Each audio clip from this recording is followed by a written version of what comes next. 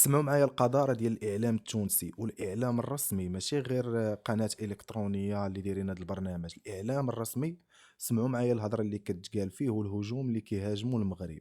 دابا هما غيكونوا كيهضروا على الموضوع ديال الصرف، نظام الصرف السريع لمياه الأمطار وكيفاش نجح. وسمعوا معايا واحد القرض فيهم اشنو غينقز يقول. ملي كنقول لكم انه الدول ديال شمال افريقيا راه كيعاديو المغرب، راه ما كنكذبش على الاخوان، راه اقسم بالله الا كيعاديو المغرب وما كيحملوش المغرب، حيت المغرب لحد الان غادي في النجاح. يكون اللي بغى يكون ظروف، اي دوله عندها ظروف ديالها، عندها حتى هي السلبيات ديالها، ولكن الحمد لله مقارنة مع شمال افريقيا المغرب ناجح. ولا نقدر نقول لكم انا افريقيا كاملة. اسمعوا معايا هذا الحيوان شنو غيقول الاخوان. وانا اقسم بالله الا الاكثرية فيكم ما غاديش يتخيل الكلمة اللي غيقول.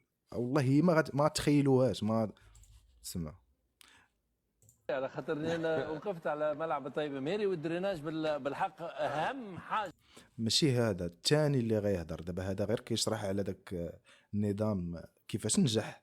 واسمع معايا الهضره، انا والله ما غيتوقعها فيكم شي واحد. بالنسبه للملعب هو الدريناج كي تخدم على قاعده، وشفت انت الدريناج اللي موجود اليوم عملوه المغاربه في التيرانات نتاعهم، هذاك الدريناج اللي ينجم يتحمل كميه الماء الكبيره برشا تنجم تعمل مباريات وما تلقاك حتى قلت.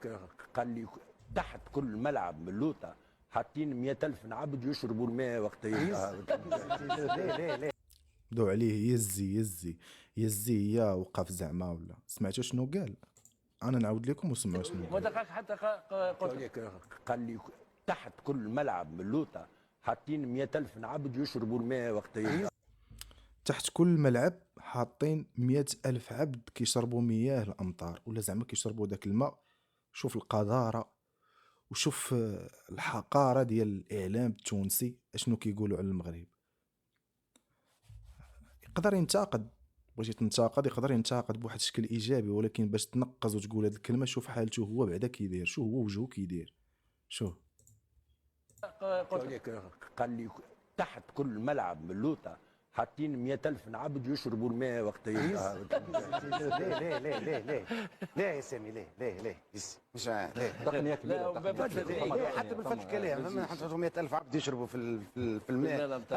تكنولوجيا ونستخدم امكانيات وامكانيات ماديه موجوده، مشروع رياضي موجود هكا. يعطيك الصحه. اقسم بالله ما عرفتش شنو غنقول الاخوان. انا الكلمه اللي كنقول لكم وانا متاكد منها مليون في المية انهم ما كيحملوش المغرب وما حاملينش المغرب على الانجازات ديالو. كيف قلت لكم يكون اللي بغى يكون حيوانات. ناهيك على الاعلام ديال الزريبه، هذاك الاعلام ديال الجزائر حاجه اخرى.